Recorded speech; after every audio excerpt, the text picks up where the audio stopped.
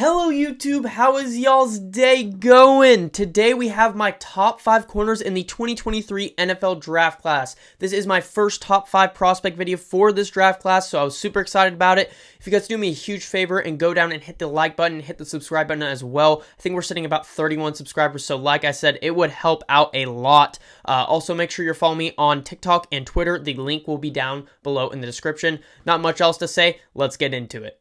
All right, so in these prospect rankings, I give my top 5, but I also give an honorable mention because there's always that guy that could just be argued to go into the top 5 as well. So for my honorable mention, I have Eli Ricks out of Alabama. He is 6'2", 190, and he's about 21 years old. I think some of the best fits for this guy would be the Eagles, Steelers, Bengals. You'll see some of these teams repeat with fits. Main reasons for these fits are kind of, what they need, but also just teams that are in need of better secondary, better corner pieces. So I'll tell you a couple reasons why I picked the Eagles. The Eagles for Eli Ricks, they need a lankier build guy. They have Darius Slay, they have James Bradberry, who's a free agent. They'll be losing him if I had to guess, depending on what the money situation looks like. But AJ Brown's got a big contract. You're about to pay Jalen Hurts. Miles Sanders is a free agent. Are they going to bring him back? He's done phenomenal this season. So I think that they will probably let Bradberry go. Getting a lankier build like Ricks, who stands at 6'2". He's got that reach. He's able to, extend to make plays. He's able to knock the ball out of the receiver's hands. He reads the QB, he reads the field well. He's got a really good reaction time. So I like this for the Eagles because, one, I think that they're going to be in need of a corner, and two, I think that lankier build in that defense will help out a lot. Especially just going against, really, really talented receivers like, CeeDee Lamb and stuff like that, Terry McLaurin, and whoever the Giants pick up. Maybe that's OBJ, getting that length at corner, will be really solid for the Eagles. Steelers wise, the next, player 2 is actually very similar to Eli Ricks in build, and I have the Steelers for him too, and this one's just, it's short and simple. I have the Steelers because Joe Hayden, who's kind of been a lankier build, was so good for the Steelers on many different seasons, and I just view it like the Steelers need a guy, the lankier build like a Joe Hayden I think will work great with Mike Tomlin and their defense. So it's pretty simple there. I think that, just kind of trying to get a Joe Hayden-like build and that defense get younger at the position. They definitely need to. And then the Bengals, the same kind of thing. Chidobe Awuzie is the best corner on the Bengals, and he got injured this season. And then they were kind of just relying on Cam Taylor-Britt and Eli Apple. And so my point is that they could use some length at that position. I think it would help a lot. Again, going against, really solid wide receivers in that division, it's something that, it's something that they could have used in this playoff game against Kansas City. You look at a bigger guy like Marquez Valdes-Scantling, who's 6'4". This is the kind of guy that is able to kind of go hand to hand with that kind of length. So, those were the main reasons for the fits. But, strengths for Eli Ricks, he's really solid in press. You wouldn't really expect it. I mean, he's 190, so he weighs a little bit more than he looks. But, you wouldn't really expect it, but he's just got a really strong stance. He's able to, keep the receiver in front of him and within 5 really well. Like I said, good build. I've talked about his frame. That's the main highlights for a guy like this. Extends to make plays. I said that well. Also reads the field well. Weaknesses: he is pretty grabby. You'll see that throughout a lot of the corners, and this is consistent with most corners, anyways. But they're pretty grabby, But Eli Ricks can, he holds a little bit every once in a while, especially around like the waist. He gets a hold of that jersey. And, you just have to watch out for those certain things because some players, when it gets to the NFL, it gets worse. So, but he is injury prone and he had a lack of play from the 2021 to 2022 season. He was also a transfer from LSU to Alabama. So, number 5, I have Joey Porter Jr. So I've moved Joey Porter Jr. down significantly. He used to be my cornerback 2. But after watching more film, getting more familiar with some of these guys that are starting to get mocked into the first round, Joey Porter is sliding down. He's a very raw prospect. Joey Porter is, he's a guy that you bank on the upside. Like, this guy could come in the, like, for example, I think Joey Porter Jr., when he gets drafted, I think he'll come in the NFL, and I don't think he'll be, crazy day one or rookie season. I don't think he'll have a crazy rookie season, but the next couple of years, I think he'll develop into that guy. So again, Steelers, Joe Hayden like build. Joey Porter Jr.'s frame is just absolutely ideal. He's just a lanky build. He's 6'2", he's 195. He's getting close to that 200 pounds mark. Like, he's able to do, he's really good in man, but he's also pretty solid in zone. He can play either. I definitely prefer him in man. But yeah, he's great prospect, but is an upside prospect and is still raw. So I have him going to the Steelers, obviously, like I explained with Eli Ricks. The Raiders, they just need upgrades at that position, They've relied on veteran talent for a while. They have Nate Hobbs, who's been pretty solid for them, but guys like Trayvon Mullen didn't work out for them. They need some upgrades at that position. I think that this is somewhere where, they might be able to, if they trade back, the best fit doesn't necessarily mean what pick they'll take, that I think that this would be a good player for them. But if I'm not mistaken, I think the Raiders run a pretty good mixture. I think that they run a little bit more zone, if I remember correctly, because when they had, or at least used to, Casey Hayward. But I think Porter is someone that they can draft, and in the next upcoming years he can be that CB1 guy, that dominant guy. Same kind of thing with the Commanders. They just need that corner. The length does not hurt whatsoever. Commanders have St. Juste, who actually did pretty good, and they have Kendall Fuller. They kind of move Fuller around a lot, so maybe JPJ plays that CB1 spot. But I think that if they were to get a corner in this year's draft, that the Commanders would probably play Fuller and, let's just say it's Porter, CB1, CB2, and then put Juste in the slot, because I think Juste would excel amazingly as a slot corner. Just my opinion, but yeah, I think having that length, that dominant size on the Commanders' defense, because they need some upgrades on that secondary. The safeties are doing pretty solid. You got Cam Curl, you got Forrest, but they could use that. They could use that guy that's pretty solid in press and is able to, extend to make plays, stuff like that. So he's got pretty sticky coverage. His strengths, we're moving on to strengths. Great at reading plays in QB. His frame and build is ideal for cornerback. So Joey Porter Jr. and Eli Ricks really are like mirrored players. I mean, they're not the exact same, don't get me wrong. I like Joey Porter Jr. I think he's a little bit more aggressive than Ricks, so I kind of have that edge over him. I also have the edge of the not as injury prone. So that's kind of why I have Porter ahead for those that are wanting. Weaknesses, he's really handsy. That's kind of what I'm talking about with the aggressiveness. It's a good and bad thing. He is bad at tackling. I noticed that. There was times where he's able to come and make the tackle, but it's kind of weird because he's aggressive, but he kind of lacks the physicality in the tackling game. There's a lot of times where you wish you kind of just square up on the running back on the outside. Doesn't make the tackle. So, and again, very raw upside prospect. That's what you're banking on. So, number 4, we have Devin Witherspoon out of Illinois. So Witherspoon is one that confuses me because he's been getting some crazy buzz. And like, when I say crazy, like, he was a mid-second round pick, and now he's like the first corner off the board for a lot of people. And I was more impressed than I thought I would be with a guy like Witherspoon. And I do see him as a first round pick now. But I'm not that high on him at all. So, I was impressed with this tape though. There's a weakness that I didn't have on here, but he is a first year breakout too. So you kind of wonder with that, but, so yeah, we have Devin Witherspoon. He's from Illinois. He's 6 foot 180, 22 years old. Best fits, I had the Ravens, Buccaneers, and Patriots.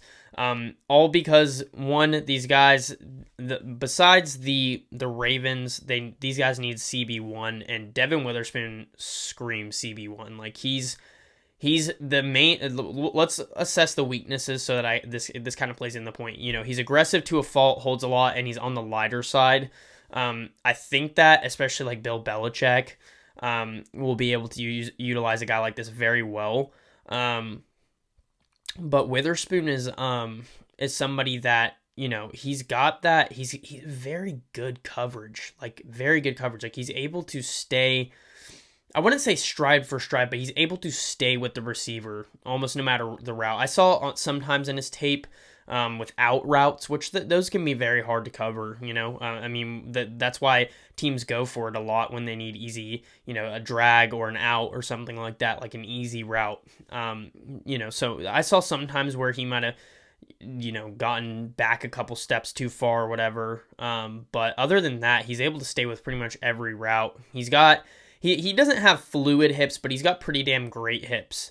And he's able to excel, just if there's times where I'm like, man, he missed that cut, and he recovers very fast. So, I think that someone like the Ravens, if you pair Witherspoon with Marlon Humphrey, that's amazing. Marcus Peters, I think, is gone this year. If I'm not, yeah, he is. So getting a guy like that, the Ravens love spending their picks on defense. So I would love to see that pairing.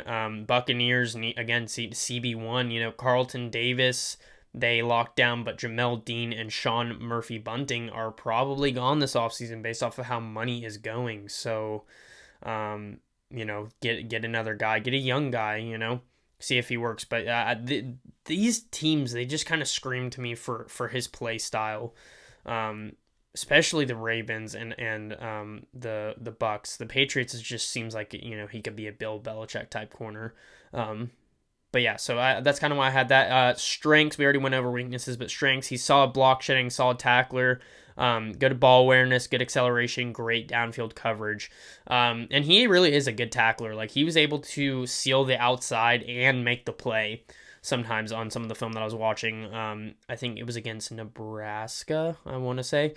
He's doing a pretty good job with that, so I was pretty impressed with him. He is on the lighter side, so 180 pounds, getting up there, getting physical. 180 isn't crazy light, but the tackles he was making against some of these bigger backs was pretty impressive, so that's what I have to say about that. Number 3, this one is the one that I watched, I want to say about an hour and 30 minutes around there of film last night, and I'd seen Daniel Jeremiah mock him in the first round, and this is why I love Daniel Jeremiah, because he brings a lot of players to attention. And Forbes was on my radar as a late second, maybe. I would say around that range. And then I started watching film on this guy because I hadn't before. I'll be honest, I hadn't watched film.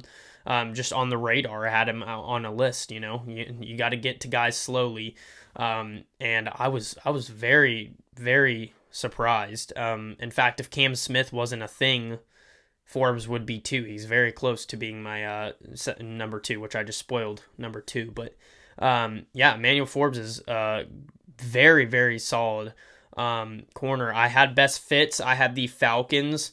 AJ Terrell's got that length. That's why they drafted him. Lengthy corners are great. That slender build.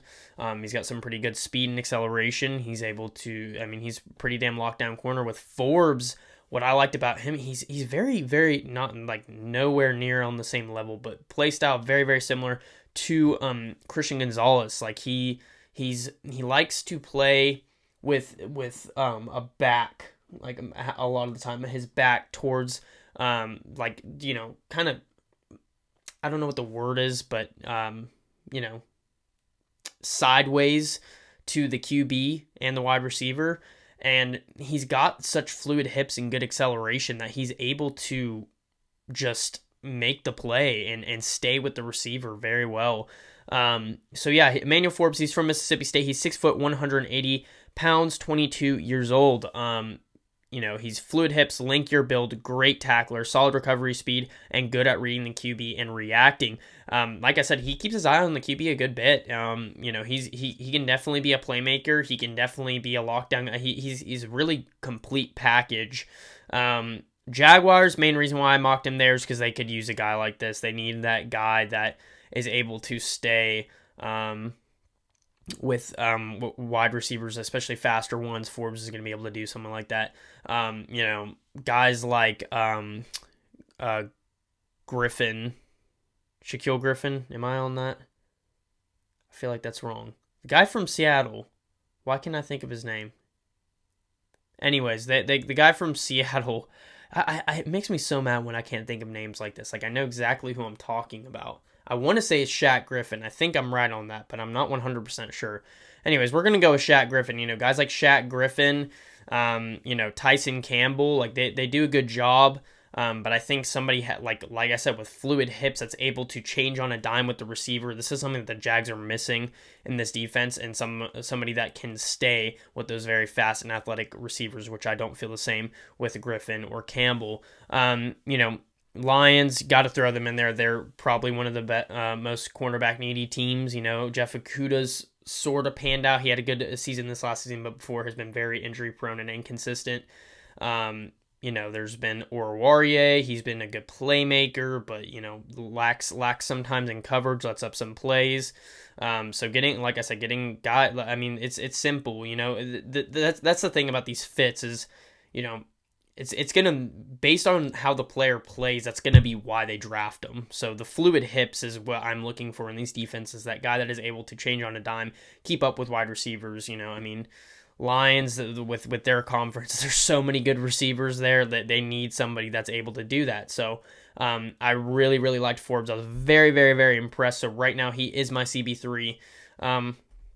Moving on to number 2, I have Cam Smith out of South Carolina. He is 6 foot 188 and he is 22 years old. I love Cam Smith. I'm a huge Cam Smith fan.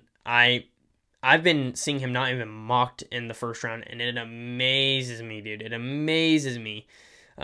He is measured at 6 foot, but I'll be honest, he looks bigger than that. And a lot of these guys were 6 foot flat, that we looked at, and he looks bigger. So I would not be surprised when they measure him if he ends up being 6'1", 6'2". If not, he plays bigger than he is. But best fits, yeah, I had the Ravens. Cam Smith is very, very physical, and that's one of his weaknesses is, he's overly aggressive. Sometimes he holds. He's very physical, but I love the idea of any of these teams, the Ravens, the Cardinals, the Giants, having that guy that's able to press, that is able to keep the receiver in front of them, that is able to stick with them with a hand on the pads, hand on the back, hand on the hip. Like, he does a great job. And he's a little bit more physical about it, so that's kind of like, again, that's one of the main weaknesses with him. It's kind of like, but Ravens, again, with a guy like Witherspoon, he's pretty aggressive with it too. Cam Smith, it's a good fit. Giants need a corner desperately in my eyes. Darnay Holmes is pretty good, definitely a better slot corner. And Adoree Jackson's really solid too, but the Giants need some help with that secondary. Julian Love has stepped up. I'm a huge Xavier McKinney fan. The secondary is heading in the right way. I just think they need the solidified CB1, and Cam Smith can 100%. I don't want my Falcons taking corner, but if they did, it would have to be probably Cam Smith or Christian Gonzalez. Otherwise, I'd be mad. Like, if they just decided to take a corner at 8, like, it needs to be one of those two. And I'd still be upset because I don't think we need corner, but since they're such a good player, I would not be that upset. So coming from me saying my team taking them and we don't need a corner, and I'm saying I wouldn't be that upset, that should show you how much faith I have in these guys. Like, Cam Smith's going to pan out. Christian Gonzalez is going to pan out. But yeah, with the Giants, Jackson's really good, but they had Bradbury before that. The Cam Smith is someone that you put in there because you like the physicality. You like his, I would love him as, he would be phenomenal in the flat, bubble screens, stuff like that. He's going to be able to push the blocker back and probably make the play. So I really like Cam Smith. He plays so much stronger than he is. He plays so much bigger than he is, and that is honestly underrated traits for a cornerback. So, like I said, I really do like Cam Smith, and I think it'd be good for the Giants. The Cardinals, Byron Murphy is a free agent, and then they've needed some secondary help for a while. They got their safety set, with Baker, but yeah, I mean, who knows what happens with Byron Murphy? I would assume that they bring him back, But I would like for them to get a physical guy like this. Murphy's kind of one of those guys that's able to stay. I think he's from Washington. Washington prospects turn out pretty good. Especially corners or secondary. I mean, corners and safeties. But yeah, he's a guy that's able to stay. I would like them to have a guy that is able to go hand in hand with the receiver. Not saying that Cam Smith can't, because he absolutely can. And then that guy that's very, very physical. It just matches up well. It's like a very solid coverage guy, and then you're locked down, like you're not going anywhere, like I'm bigger than you.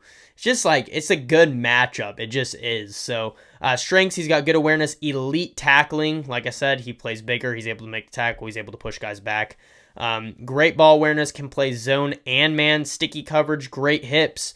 And then again, weaknesses we already covered, but overly aggressive, sometimes holds. He is very grabby. He likes to grab the jersey, the hip. And, that's okay in some cases, as long as you're not making too much of a, if it's super far out, then that's where it kind of becomes a problem. That's where I could see it being a problem for him translating into the NFL. Number 1, we have Christian Gonzalez. Christian Gonzalez has not moved from my number 1 rankings in the draft whatsoever. He's a whole different breed. I view this guy as like the next Pat Surtain. He's 6'2", 200 pounds, and 20 years old. I think he'll be 21 by the time he's starting training camp. I think that's correct. 21 years old, and he's playing this well. I mean, I don't see how any corner ranks above him. I really don't. So Lions, Dolphins, and Vikings. Lions, again, same thing. With the other corner prospect, who did I have for the Lions before? It was Forbes, wasn't it? Yeah, it was Forbes. That fluid hips, him and Forbes both have the best hips in this class that I've seen so far. And that having something like that is able to stick with those receivers that are so good in that division is going to be such an asset. And then you look at the length too, 6'2". He's a lankier build. He's great, 200 pounds. He's fast. He's fast for 6'2", 200 pounds as a DB as well. So I love that for the Lions. Dolphins, they got Howard, who's one of the best press corners in the league. He's great in zone. You got Byron Jones, who's had a good season. Jones is someone that I see, this is going to sound weird because, stats directly go with, gameplay too. But Jones is probably one of the most overrated corners in the league. Getting a guy, the Dolphins won't be able to unless they trade a crazy amount. But let's just say the Dolphins end up taking Christian Gonzalez. The main reason why I saw here was having a much more athletic corner than what they are used to. Not saying Xavier Howard isn't, because he's a phenomenal playmaker and he's very strong. But having that guy that is able to run stride for stride, this guy probably could be a receiver. He really could. He has all the traits. He's an overall athlete. Same thing with the Vikings, man. They drafted Andrew Booth last year. He got injured. They had Lewis Seen from Georgia. The secondary there needs so much help because, Cameron Dantzler's not getting it done. Patrick Peterson's the only bright spot in that secondary. Harrison Smith, obviously. Sorry, excuse me. But Harrison Smith, Patrick Peterson is the only guy that's able to really lock down, and he's getting older and he's slipping up sometimes too. So again, getting a CB1, one that can make those plays, is something that would just be, it's undeniable, what that would do for that secondary. And so having somebody that's able to lock down like Christian Gonzalez, and then having someone like Andrew Booth, if he ends up panning out, having that playmaker, I like lockdown and playmaker, or I like lockdown and aggressive. Those are the combos of the traits that I like in a corner to see. So that would be great if you have a lockdown and then you have a playmaker like Andrew Booth. So I would like that fit. Probably not going to happen, but that's not what that's about. It's about what I think would be a best fit. So strengths, sticky coverage, elite awareness. Let's emphasize that. Elite awareness. makes plays on the ball with ease. Can't tell you how many times he's running stride for stride with the receiver. QB throws up a ball, he bats it down easy. He extends to make the play easy. It doesn't look like he's trying to throw his body. He's just able to make the play. Fluid hips, obviously, and he's a young prospect. Like I said, 20 years old. That's crazy. Weaknesses, not the most physical, struggles against blocks, lacks awareness in the run game. So he's not your typical run game guy, but other than that, you really don't need a corner to do that. It is a bonus if they can. But yeah, Christian Gonzalez is easily CB1 for me. I don't see that changing ever. And like I said, I view him in the same level as a Pat Surtain. So that is going to be it for my first top 5 prospect rankings. If you guys liked it, please hit the like and subscribe button. Again, that would be greatly appreciated. And that's going to be it for the video. I hope you guys enjoyed. Stay safe and God bless.